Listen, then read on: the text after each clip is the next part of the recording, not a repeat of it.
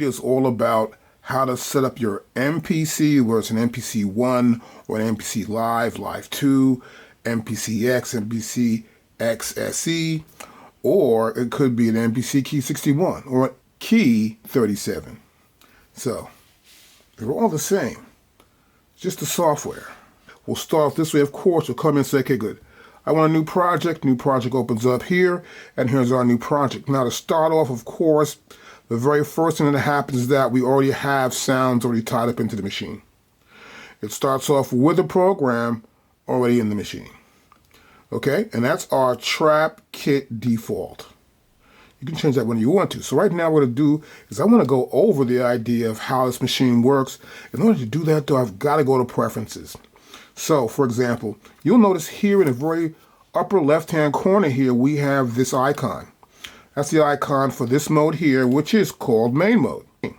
So what I'll normally do is I will go to menu here. Now here in menu, you'll see preferences appear here. I'll come to here. I'm going to go to preferences. Here on preferences, I set my machine up.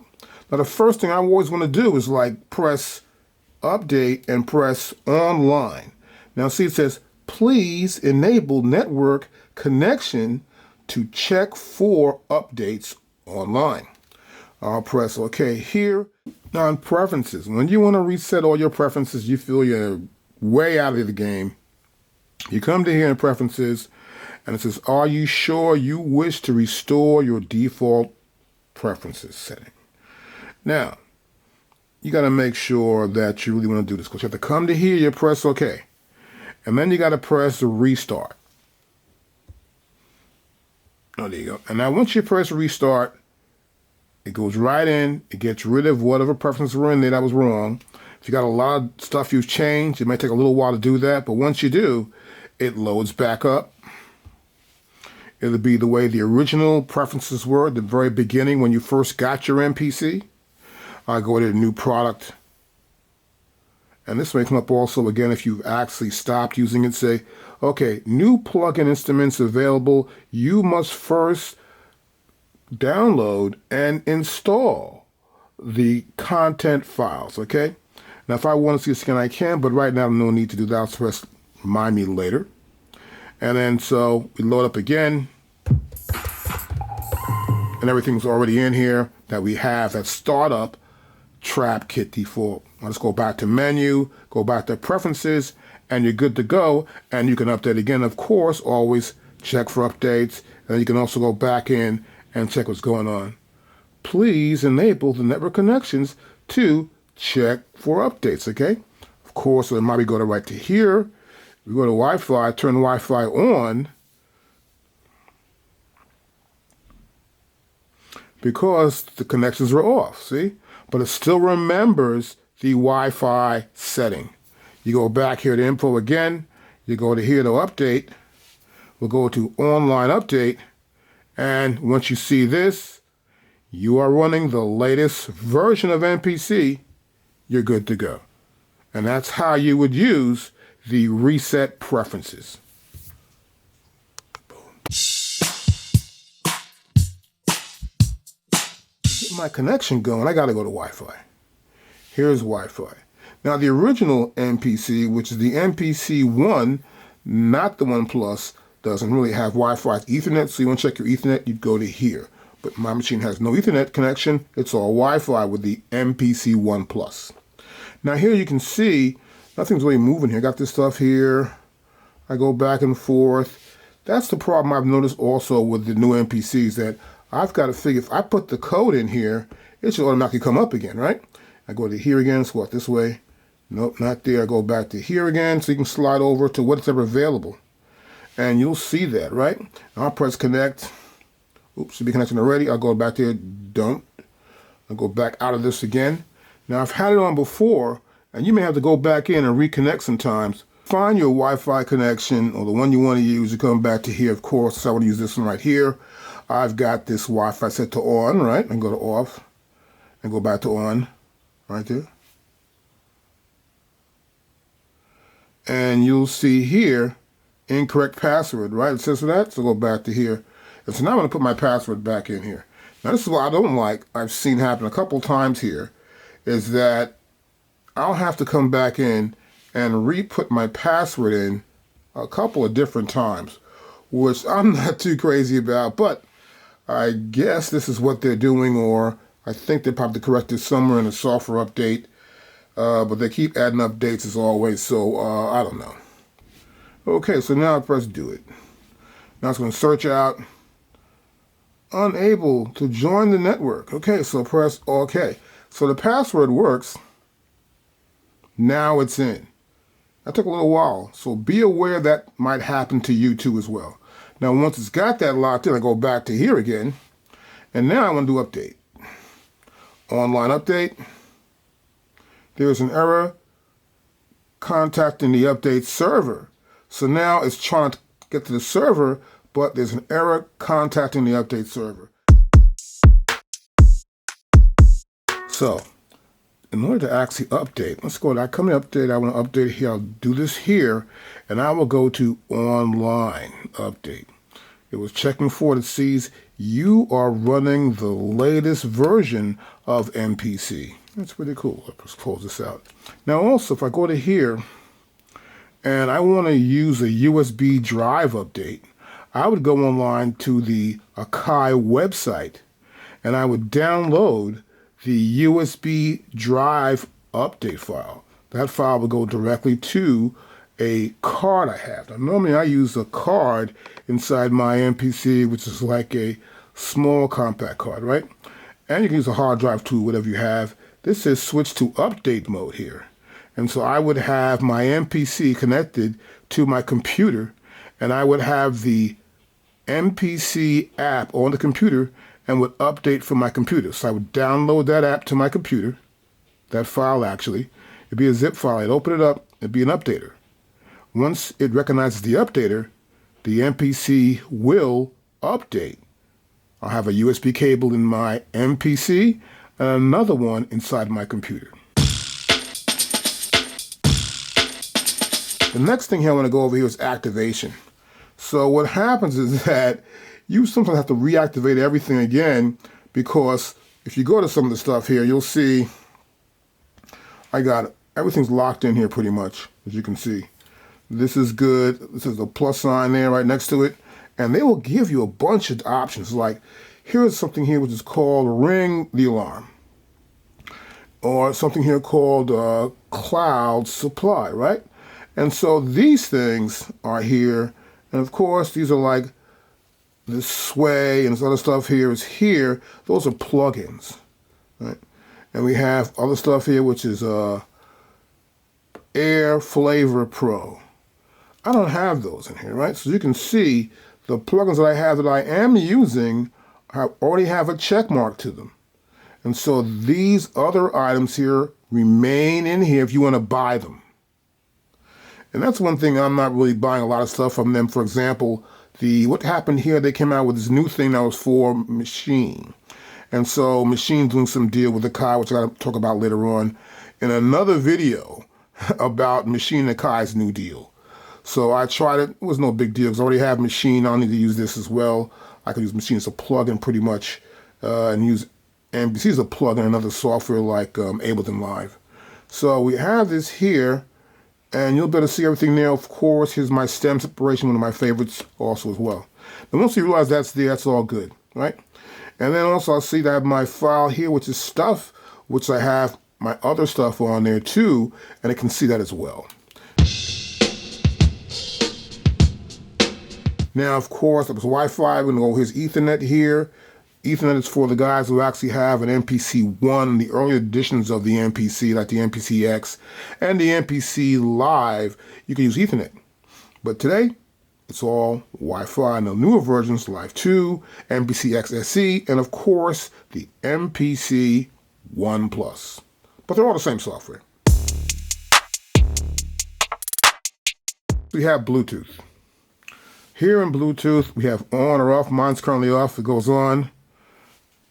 Okay, it's looking for Bluetooth connections, and it sees a couple of them right there. I don't use Bluetooth. until they've actually said there's something I can really do with Bluetooth and hook it up like a keyboard or something. Probably I can probably use it on this machine. I'm not going to do that. I prefer to have a Bluetooth speakers, but Bluetooth speakers don't work also as well. So I'm pretty much don't use Bluetooth. You can check it out if you'd like to, but I'm pretty sure you'll have the same experience. Is audio device. The audio device is the internal device here. I have no other device connected to this machine. When you start up, that's how it'll be right there, right? And we have 32 inputs, 32 outputs. I'm not using that at all for this purpose. So go to here. We have audio export. Now this is very important. Sometimes you're doing a track, you're making some music, and you want to export the files out as stems or something to another software or whatever. You want to make sure this is set up properly. So for example, here we have enable disk streaming. No problem with that. Also we have here audio recording and recording bit depth. I can come to my main data wheel here and change it to 16 or 24. Now also, when you use the software, you can get more than that. So don't worry about this. This is because this is limited. All right. The MPCs are somewhat limited. They don't have as much power as it is with the software. And hopefully they're building a brand new software. From what I understand, it'll be out sometime in May. That'll be for your computer. Using your MPC along with your computer is not going to hurt you. So also we have the bounce, extract, and bit depth. So I bounce files out of here, or I extract the file out. Well, the bit depth of that file is going to be this right here, 24-bit. I come to here. Of course, once you tap on that, you look at this red border around that particular item. Next, we have audio export track right here, right? I can audio export the track. Let's do my data wheel here. We have program, main. So the track means the individual track. That means that drum track or that drum pad could be a track. Then we have the program. Now, a program will have a bunch of sounds. I could have all these sounds on pads, and then that entire program's audio output will be sent. I can also have this end, which is main, right here, and main means sending from the left and right output out of my MPC. So you'll be aware of that when you start to bounce files out or send audio out to someone. You may want to say, okay, I made a track. I want to bounce out the audio of all the files. That's how the song will sound. Or I want to bounce out each individual track to send it directly to someone I want to put inside of Pro Tools, Logic, or Ableton Live or Studio One as you get the deal into a DAW, and they'll pull it back up and mix in that DAW. And sometimes I'll send the main out as a file to the rapper or the singer so they can practice along with the track. It's always good. Now here we have the tail end here. This will add 1 second to the tail end of the audio tail length. That's important. Now, include track volume, panning, and settings. So right here, this includes volume, panning, and settings. So I may have some stuff going up and down. I may want to include that also inside this sort of export, the audio export here, right? And we can scroll down here more and we have more parameters you can see right there, of course, right? And so below here we have include track volume, of course. We have here bypass track effects plugins. I may have a reverb or a chorus or something on here. I'm going to send a file to someone just without nothing on it. I may come in and say, no, I don't want to send the stuff I've been mixing onto this track. I just want to send the basic track to that person. Next, we have here, this is default audio warp algorithm. So keep this at Pro 10. What this allows me to do is the algorithm inside the warp allows me to keep a pro level. So when I bring a sample in and I sample something and I want to change that sample speed from, let's say, 100 to 80 or up to 102, I have the ability to do that. And the Pro 10 warp is the best one yet. Now you can come to here too also, and let's turn the data wheel. You can go to here or here. I prefer this right here, the Pro 10. Okay, next you have audio, tracks, auto warp. It's perfect. Auto warp is good. So I may want to just auto warp some tracks when I bring them in. Also here we have BPM auto detect. So what happens here is that when I bring something into the MPC, there's a mathematical equation which is the logarithm, so okay, I brought this whole file in. This is what the BPM of this entire file will be, which is kind of cool. It's actually really great, really. And I do all this stuff on the software. I'll teach you more about that later on in my next video. But right now I want to make sure you get to understand the preferences of what should be on and what shouldn't be on. Okay, that's pretty cool right there. Now next, here we have, this is the BPM detecting range. It's from 78 to 155. So it's going to detect that range, find out what it is, and get there. Now when you use warp also, it'll sound okay, but I want to prefer to actually use something where I can say, okay, this is actually the BPM I want, and lock it in. Because that way it's really cooler, but the auto detect should remain on. This is great here, because you really can't get to here. Watch this. I could bring it there. This is as wide as it gets, right? I go to 98 to there. No, I don't want to do that. See that? And I just change it. See that? And that's 78 to 55. I'll keep it there. That's my favorite. So once that's set, I want to go to MIDI and MIDI sync. Now this is a very important section here. When I want to sync up a MIDI device, I may want to use a Roland 404 Mark II. I may want to use a different machine compared to that. You know, anything else I may bring in. I want to make sure I have my output set up properly and my input set up properly.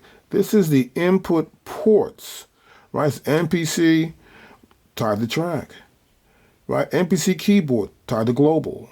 MPC pads, global. And this is track. Remote, nothing of the global, just track. And we'll explain more of this, but this is the basic setup we want you to have when you actually start out using your MPC. Next, we have the output ports. MPC output ports, track, and this right here. I can also change the names, of course, come to here. Hit the keyboard, I can change the name right there. What's that going to be? So I can change my inputs and outputs and also label them as well. Let's go further down here. Good, right here. Enable MIDI ports. That's always going to be on here for me.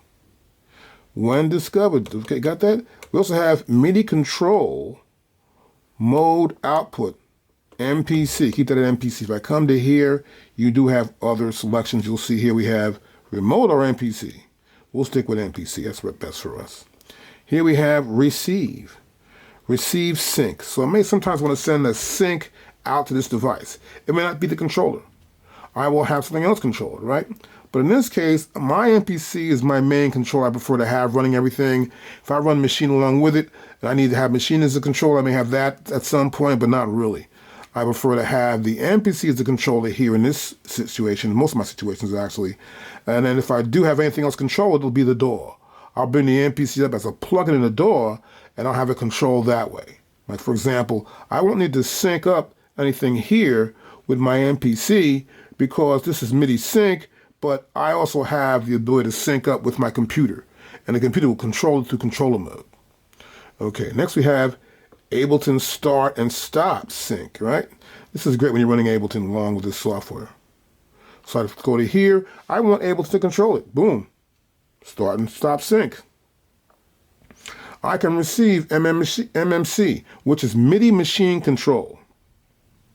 So some devices send out MIDI machine control that will control when it hits play, it'll go there. If it goes to the fifth measure, it'll go there. So it's going to control your MPC through MIDI machine control. Next, we have sync send. I can send sync to another device. I say, okay, I want to send the sync device out to another machine. I may want to tell another machine to start a certain time, when to start, all that kind of stuff there. I can use MIDI clock. I can use MIDI time clock, which is MTC, and that's it. Now, years ago, I used to have SEMPTY here, but we don't have that anymore. But we have this MIDI and MIDI clock. MIDI clock is my favorite to use MTC when I send out that directly. And I have more options down here as well. We come down here and we have send MIDI machine control. No, we have MTC frame rate. So doing film or doing video, I want to make sure I'm going to sync to a certain frame rate. And so you'll see I have SEMPTY, I have start time right here actually. And we have the MIDI machine control frame rate right here. And we're going to do non-drop. I keep this non-drop, 3 non-drop. This is what we use in America, okay? Now, if you're in another country, say you're in Europe, you're going to go to like 28, right? Let's go over here. You'll go to here. 25 will be more for Europe. In America, we use drop and non-drop. I'm using drop. Okay, so we set up our start time so that when the code comes, it'll start at Pacific time. Now, for example, you've seen cartoons and a guy has a cartoon going on and all of a sudden there's gunfire, right?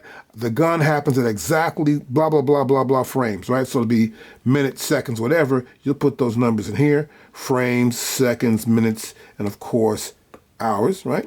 You put those numbers here. Well, it happened at 20 minutes and 4 seconds. You put that in here, and when it syncs up and you have that sample at the same exact time, bam, it'll lock in. Now, here we also have MIDI input, and this is a filter all notes off CC. And we have program change. I can send program changes out to other devices here. See that? Sequence, track, directly out. This is going to be all for me for right now. Next, we have hardware. The hardware is real serious here. When you hit the pads, you want to make sure that you got your thing going on, right? So you want to keep the pads a certain color. Right here, you can see here. This is how I can lower the lightness or brighten it up more, right? I have also pad sensitivity. I say keep it basic the way this is here. This is pad sensitivity. It's 8, which is normal, 8, which is normal. We have a curve. Now the curve represents, as you know, you hit the pad, how long does it take it to actually, I guess, respond, but also the time you hit it and whether the next time you hit it will respond fast. That's important. So here, if I go to normal, this is pad threshold, right? I come to here, my data wheel. Here, more force, right?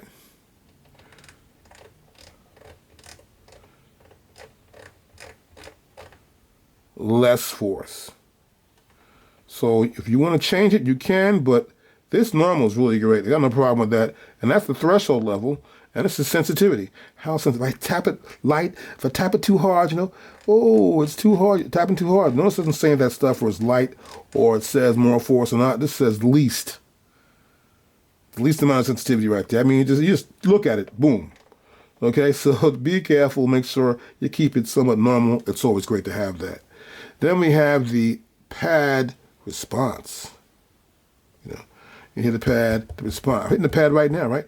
I'm tapping the pad lightly. I'm tapping it harder. This is velocity. It's checking the velocity of how hard I struck that pad, right? An aftertouch. If I come to aftertouch, I'm in aftertouch right now. I'm holding it down. I hold it down a long time. I just tap it lightly, then hold it down. See, it's seeing how I hold it down, and it's touching just a little bit up. Let go, that's it. So this is pad sensitivity. So then there's the velocity of how hard I struck it, and also how long I held it down after I struck it. Now here we have screen. Screen dimming. So the screen can be changed. It's dimming. I come to here. It'll dim in within 5 minutes of what I'm doing. This sort of just turns it off, so we're not, I guess, abusing the power or whatever, but, you know, screen dimming is here. You want to change it. You come to here. You can go to 10, and you can go to like 1, 2, 3, 4, or 1, 2, 5, and then you hit 10. That's my screen dimming. Then here we have the brightness of the screen. Let's go to here. I'm going to keep my dimming at 5. I go to here, go to brightness, and then I want to turn this over to here. Look at it, it's just changing. Dim, dim, dim, brightness. That's the brightest. So at brightest here, and this is the brightness setting for our screen.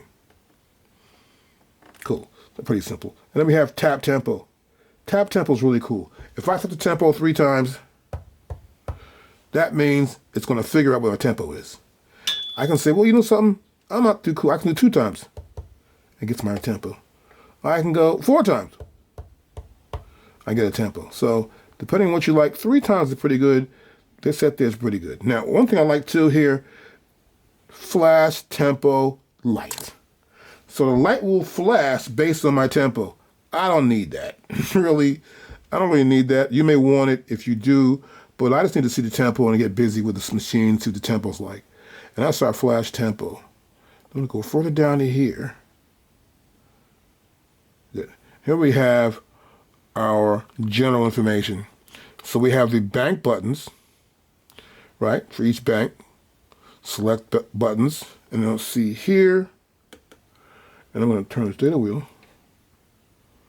Select toggle bank or banks A through D. We use A through D is the best way to do it. Now shift and Q link press, so cycle backwards, right? So we can press shift and Q link buttons, and we can cycle backwards with our Q link right here. Next, we have global pitch bend. That's the pitch bend you'll have within the system. I'm not going to need to use that. Probably with the keyboard that works, but in this case, I won't set those parameters up. We have here the range down and the range up. Now next, I want to set my date and time, right? Set your date and time right here. Date and time right there. Now, as you can see, this is time zone. I'm in Tokyo right now, working on a project. I'm doing stuff here in Tokyo.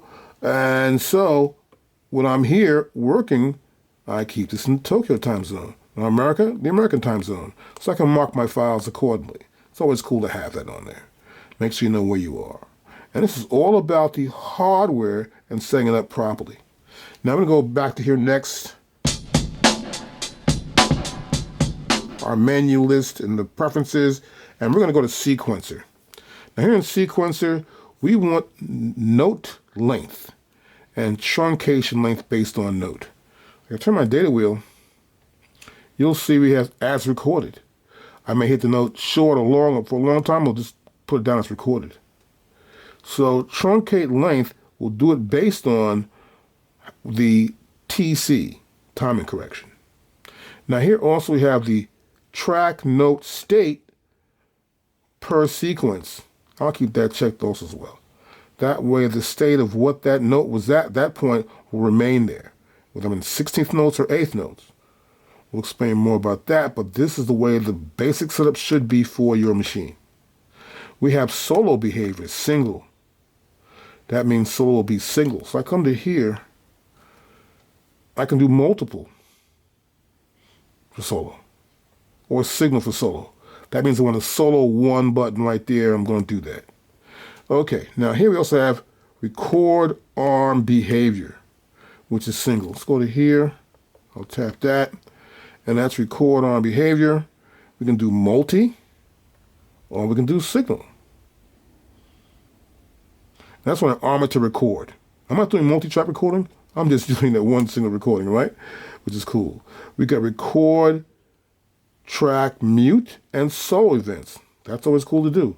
I like to record those things when I'm doing automation too as well. Record pad aftertouch events. Yep, for sure. Let's scroll down a little more. Let's see more of these items here. Good. Record pad aftertouch.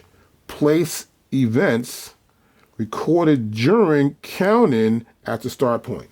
So sometimes you may hit the pad wrong, like boom, before it even starts. Anything that you hit that comes on the first beat, it'll be there. That way it stops from having that problem. If you hit it too fast or just a little bit short, it'll put it in place for you for that first beat of the recording after the count-in. Then we have note length. Truncate on sequence length, right? So sequence is set to 16th notes, 8th notes, whatever. The note length will be set into the system based on what the timing correction value is. Now here we have Q-link playhead increment. So this is 16th notes right there. And I could change this playhead to different things. Now the playhead has to deal with how fast the line goes by as it's looking at a particular sequence, which we'll go over later on. But this is important to leave it the way it is at 16 notes right now. And I'll show you more things that happen when you use this along with your Q-link playhead increments. Okay? Then we have here, we have swing. See this here? I put that on there. Q-Link swing control applies timing correction settings on release. So sometimes they want to use swing to swing the value. And so what happens here, the Q-Link swing control applies to that timing correction, whether it's 16th note, 8th notes, chord note, 32nd note triplet, whatever you choose, it will base our swing value on the time of the Q-Link swing control. All right? And then here we have for display resolution. I prefer to be here like at 96 ppqs. Now, this has to deal with how many spaces there are between the first note and the second note. In order to do some stuff like other producers do these days, they tend to not put the beat on the first beat or right the way it would be based on the quantized value of the timing correction. They want to use that a little bit over, a little bit back to give it some sort of little value where it's almost swinging but not really swinging, but it gives it that kind of feel, like J Dilla. And so by setting these parameters that way, you get a pretty cool feel. So this is when you're professional, actually, too. So I can do the PPQs there. I can do 960 PPQs. All right? That's pulses per quarter note. So it depends on these little pulses between 1 and 2. This is a whole lot, but this is a great way to have it when you want to deal with trying to make a J Dilla track in a way where you don't want to put the beat on the first thing. You want to tap it in yourself. This will give you a much better resolution of what you want to get your system to have that feel like, where you can come in and play almost like at hand, by hand, without doing too much of the quantized value, and it'll be pretty good.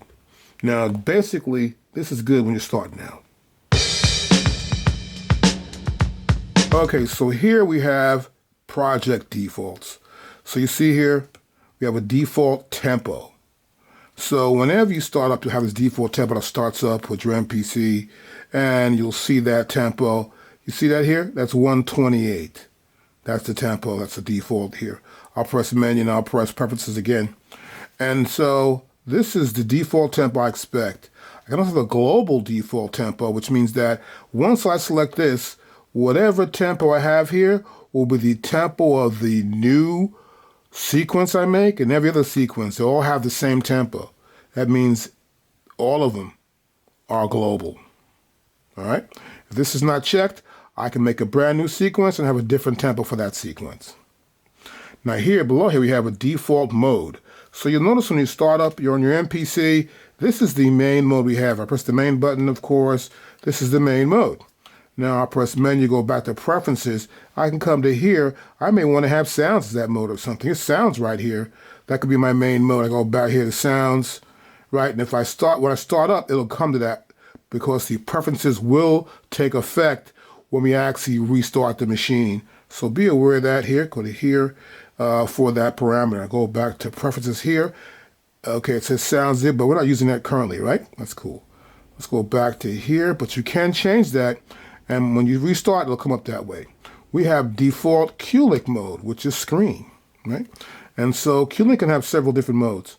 And you'll see his project, there's project 1, 2, there's track, there's pad scene, there's pad parameters, there's track effect rack, and also there's MIDI, and volume, and panning. Sends, and you go back here to the top, we have screen. So there are defaults you can set up for your Q-Link. Now currently I prefer screen myself also, so I keep it at screen. You can see there, once I punch the main data wheel in, the knob, you'll see all the different parameters too as well, easy way to get to it. Now below here we have sequence bars, the default. The default is 2 bars. I come to here, you'll see that here, that's 2 bars, right? And so that's how the default works. Back to menu, then preferences. And so if I change this also, when I restart the machine, it'll be 4 bars. Now we have default sequence loop. It's pretty simple stuff. I have to loop the sequence. Sequence will play. Come to here, I'll press play start. We press, you see this little red line go through here. It's looping, right? Now go to here, press stop. I can turn this off, right? That's the loop button. I'll press menu, go back to preferences again, and here this is what that's doing right there. But that's going to be on always for me. I prefer that. Best way for me to roll. Now here we have default pad slice. When I make slices, and I'm doing this with samples, my default's going to be pad. For I only pad to have a slice when I do like sample up. We have default drum and key group filter. So sometimes I'm going to put a filter on a particular sound. I want to do that. I select off. But if you want to, you may want to have a specific filter. You can come to here, pick the filter you want to use, high pass, low pass, band stop, band boost, mode. It's all here. These are different filters I can use on whatever I'm probably going to sample up or do something with. This will be the default drum or key group filter. Now here we have the default audio monitor. So this is off. So if I come to here, nothing is there but set in, auto, and merge. So let's go back to here, put this back in again for off. And that's my audio monitor. So I want to listen some stuff back. I keep this off. I'm not going to merge or monitor anything else. Next I have here, because I'm going to use my stuff actually with a headset with this MPC and also with speakers plugged into it. Now here, our next option here is the MIDI monitor. And this is default, auto. I leave mine on auto all the time, unless I'm going to do some specific monitoring. I come to here, I can have merge, off, and in. All right, so let's go back to here. Good. So what I have here is I have this default plugin synth. Now, I prefer to have something different. You'll notice when you come to here and you're in main mode and you say I want to make a brand new track. I'll go to here to press the plus sign for new track. I'll select plugin.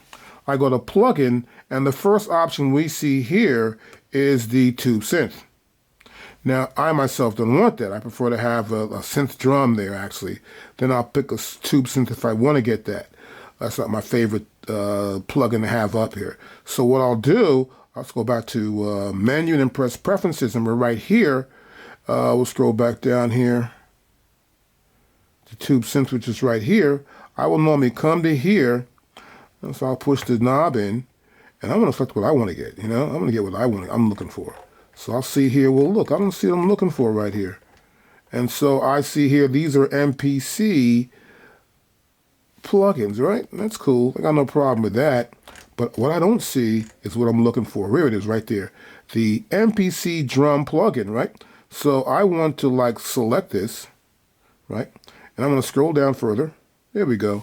And I want to get a certain plugin. So what I want to get here, as you can see here, you can also see, right here, we have these other options in here. But I want to come to here, and I want to get the kick drum that's here. And this is the synth kick, which is like an 808. So I prefer to have that. I'll press select that, and now that'll be here. So I have to go back to here again. I scroll back down to that again. And I got my kick right here, right? And so I selected it, and now it's in there. And so that'll be coming on whenever I hit that synth. I want to use it, hit a plugin. I want to see the synth. I will see this plugin right here.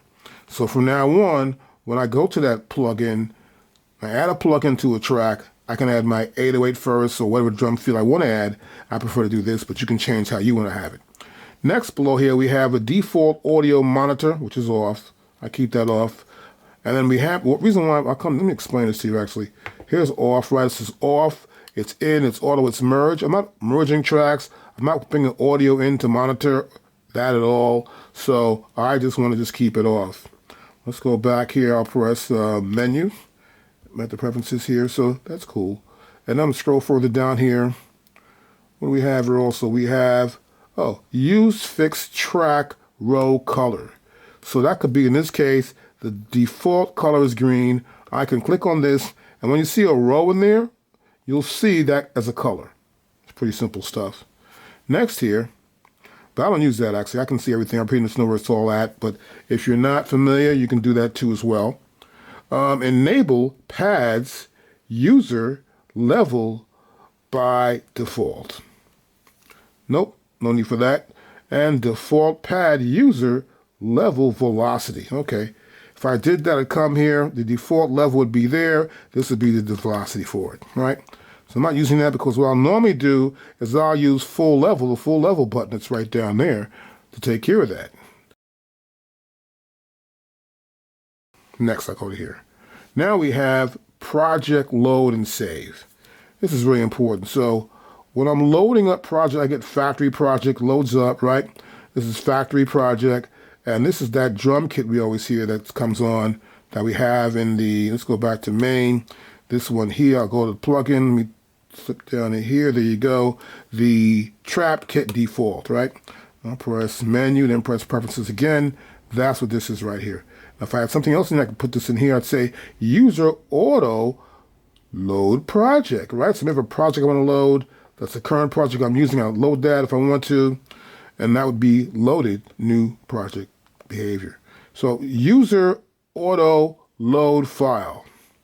So new project dialog. So the auto load file is here, the demo. So I go to here and I go back to menu and I'll press preferences, and you'll see that it says new project dialog, right? Okay, cool. Then we have the file. This is a template, right? I can load a template in also as well. Currently have no file set up here, but if I did, I'd have a template in there. Next, we have auto save. So I can enable auto save, and it will keep saving every 5 minutes. I come to here, right? That's auto save. And so here, let's roll back up a little bit more.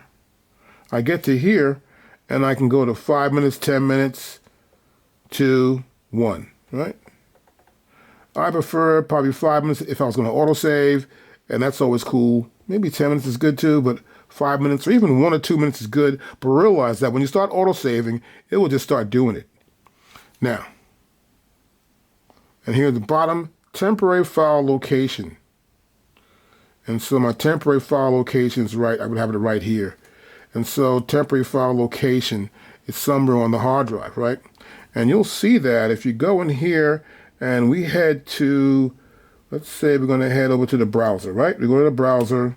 We're here in our browser, and we're going to go to places right here. And then I want to go to the MPC documents right here. And then this will give me a set of different folders that are inside this MPC documents. I'll turn my data wheel here. And here's my temporary files. I go to here, I can open this up, and I would see my temporary files, temporary recordings, temporary samples will be right in there. So sometimes I want to put some files in my temporary file location right there. We go back to browser, and let's go back to menu, back to preferences like that right there, and that's what that is right there. We want to go to general. General is where a lot of stuff happens. Here I would have, for example, vintage mode, right? And so here's vintage mode. I would go, okay, I want to get that old MPC 3000 sound. Say, I'll just use that. Vintage mode is going to work for me, you know, and you come in, you start making your beat up.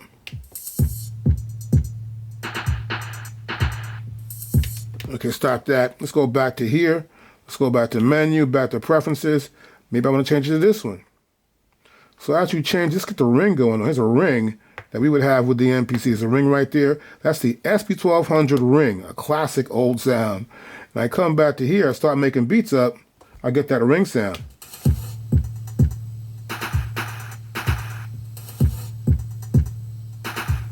You can hear some of it happening right there. So that's what happens. Overall, it's an overall sound quality that gives the MPC. And if you like it, you can keep it right there. But I personally don't use that at all, pretty much. I used to use it once in a while, but I don't think so. I may use it on a track once in a while if I can, like maybe a bass drum or something.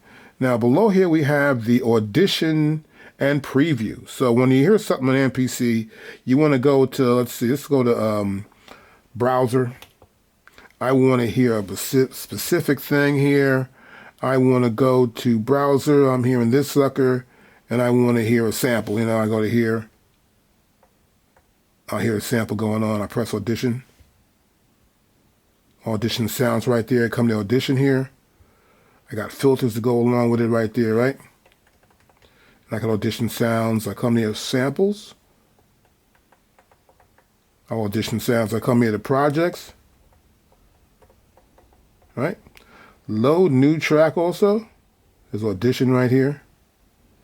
And so auto. Now, that's set for audition.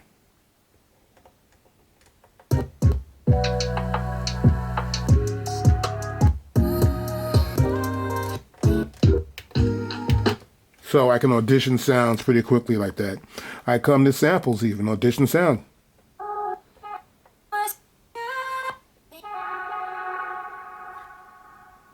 You want to make sure when you audition here and you tap that, you want to make sure auto's on, and sync, if you're going to have sync, and warp, that means it'll warp to any tempo that you select.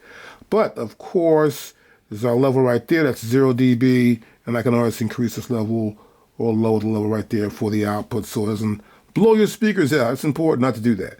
So we're going to go back here to menu, go to preferences, and back here in general, and this is what this section is all about here. So audition, auto play right there, right? Come to here, I click on this, good, and that's 30. Ooh, 30 is pretty good. So that's the auto play, right? Then we have here, we have the audition outputs. That's 1 and 2 outputs, left and right. We have the cue, preview, no need for that. Slice preview, I don't even need that. So that's not necessary for me. And I think no one's really going to go with this pretty much. Just push this button in. As you can see, there's just before and after. So no need for the preview right there. I just want to hear the actual addition of the sounds. Okay, slow or show mode, shortcut panel. So show mode, shortcut panel. So that's selected. You see the shortcuts are here in my menu. These are a bunch of shortcuts here, right? Okay, and I go to here, there's more shortcuts on this side right there. So they've increased it by 4, as you can see. It's my shortcuts here. We'll just show the panel right there. No need for that, actually. And I want to go back to preferences here. So that's the mode. And go right up to here, go further down. And we have show cue link status when touched. Okay, and automation lane follows cue link. Okay, and then collect usage statistics. So this usage statistics thing here is all about every time you use your machine, they want to make sure you're online with these new machines, which actually have this online idea, which is wireless. Just go right online. They can check out what's going on, what the stats are, how people are using the machine. This I leave on. Let's go over here, show cue link status. This is pretty simple. I go back here to my main window. I just tap on the cue link buttons. You'll see, it'll show you the status of each one of these knobs, right? I can go to the next cue link line or 3, you know, each time I hit one, it takes me to a different parameter in the cue links, and it'll show you the status of each one of these knobs. And let's go back here again to menu and then preferences. And we'll see here also that we have, let's go further down in general, of course. We get down here, general, automation lane follows cue link. So that's just your automation lane. It'll follow the cue link. So if I have the automation I want to do, I can just turn my dial up, and that automation is going to be right there. So I'll show you that later on when we actually deal with automation, which is kind of cool here on an MPC. But in this video, we're going over just the preferences, because it's important to realize the setup of your machine before you start working has got to be just the way you want it to be. It works out perfectly. Now here at the bottom, the last choice here is Splice. And I don't use Splice because I have my own stuff I use, so no need for me. Of course, and see I'm Doc West here, of course. And I got some internal stuff I want to use, of course. And here you are logged into Splice. I'm not going to Splice, so I'm not doing that. So, but if you do want Splice, Splice is kind of cool. They got a bunch of samples you can get for yourself if you're starting out and doing it. Any questions, hit me up at samplekings.com. I also do lessons directly with you live, which is like a lot of fun. And I can also make a video of that lesson. That way, you learn the lesson and you keep it on a video to watch it again. In case you forgot something, it's always good to have a video of a lesson. Any questions, hit me up at Sample Kings. I'll see you in the next video.